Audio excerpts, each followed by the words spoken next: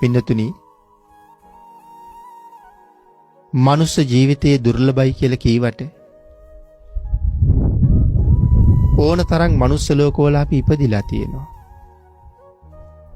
හැබැයි මේ වාගේ කාලයක් තවත් පරම දුර්ලභයි. බුද්ධෝත්පාදයක ඉපදෙන්න ලැබෙන එක. ශ්‍රී සත් ධර්මයේ තියෙන කාලික මනුස්ස ජීවිතයක් අරන් ඉපදෙන්න ලැබෙන එක තවත් බොහොම දුර්ලභයි. නමුත් සංසාරේ කොච්චර පින් කරන්න ඇද්ද මේ කාරණා තුනම එකට මුණ ගැහෙන්න. මනුස්ස ජීවිතයයි බුද්ධෝත්පාදයයි භාග්‍යතුන් වහන්සේගේ ධර්මයේ පවතින යුගයකයි කියන මේ කාරණා තුනම එකට සම්බන්ධ කරගත්ත ජීවිතයක් අරගන්න කොච්චර පින් කරන්න ඇද්ද? එහෙම පින් කරලා ජීවිතේ ලබාගෙන තිබුණත් මේ පංචකාම ලෝකේ අපි අතරමං වෙලා මේක මායාවේ ලෝකේ බුදුරජාණන් වහන්සේ අපට ධම්ම දේශනා කළේ මායාවේ ලෝකෙන් එතර වෙන්න. ඒක තේරුම් නොගන්නා තාක් අපිට මේකෙන් එතර වෙන්න බැරුව යනවා පින්නතුනි. මේ සියල්ලම අරගෙන මෙහි ඉපදිලා සංසාරයට විරුද්ධව කරන වැඩපිළිවෙලක්ද අපි ළඟ තියෙන්නේ? එහෙම නැත්තම් සසර පෝෂණය කරන වැඩපිළිවෙලක්ද අපි ගාව තියෙන්නේ කියලා කල්පනා කරලා බලහම සසර දික් කරන වැඩක් මිසක් සසර කෙටි කරන ප්‍රතිපත්ති මිනිස්සු ළඟ බොහෝම අඩුයි. ඒක බොහොම අවාසනාවන්ත තත්ත්වයක්. මනුස්ස ජීවිතය කියලා කියන්නේ අපායට යන අතරමඟ නතර වෙච්ච පොඩි නවාතැනක්. ඒක ජීවිතේ හැමදාම ආදර්ශ පාඨයක් කරගන්න ඕනේ. මොකද පින්නතුනි අපි හැමෝම කාලයක් බඹලව හිටියා.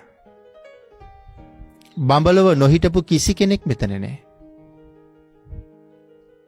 හැබැයි බඹලව ඉඳලා තව තවත් බඹලව ඉන්න තරම් අපි අරගෙන ආපු පිනේ ශක්තිය මදි නිසා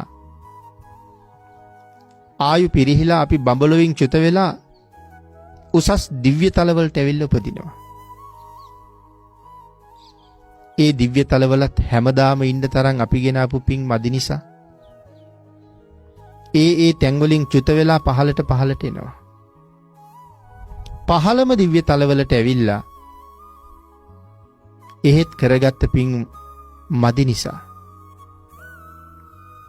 එහෙන් චුත වෙලා මනුස්ස ලෝකෙට එනවා. මනුස්ස ලෝකෙන් පිට වෙලා යන්න අපිට තව කොහෙද තියෙන්නේ? ආපු විදිහටම යනවනම් තවත් ලෝක 4ක් අපි එනකන් බලාගෙන ඉන්නවා. ඒ තමයි නිරය, තිරිසන් ලෝකේ, പ്രേත ලෝකේ, අසුර ලෝකේ. අපි පහළටනේ ඇවිල්ලා තියෙන්නේ. බඹලොවින් දෙව්ලොවට ආවා. දෙව්ලොවින් මනුලොවට ආවා.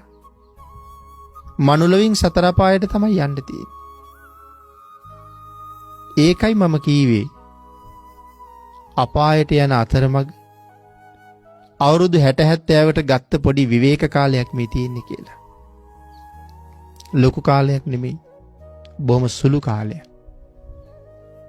හැබැයි මෙතන ඉඳගෙන පුළුවන් පහළ යනවද? එහෙම නැත්තම් ආපහු හිටපු දිහාට යනවද කියලා තීරණය කරන්න. මේ නවාතැන් පොලේ තියෙන විශේෂත්වය ඒකයි.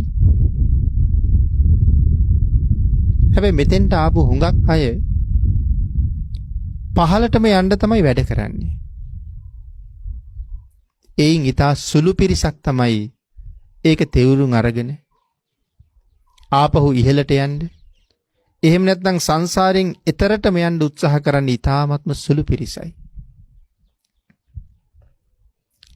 ඒ නිසා මනුස්ස ජීවිතය අරගෙන ඉපදුන කෙනා තමන්ගේ ජීවිතය පිළිබඳව හොඳ සැලැස්මක් හදාගන්න ඕනේ. මා විසින් කළ යුත්තේ මොකක්ද? මා විසින් නොකළ යුත්තේ මොකක්ද කියලා. ඒ සැලැස්මට අනුව තමන්ගේ ජීවිතය පෝෂණය කරන්න ඕනේ. කුසල් රැස් කරනවා කියන කාරණාව ඒ අතර නවත්තන්නේ නැතුවම කරන්න ඕනේ පින්නතුනි.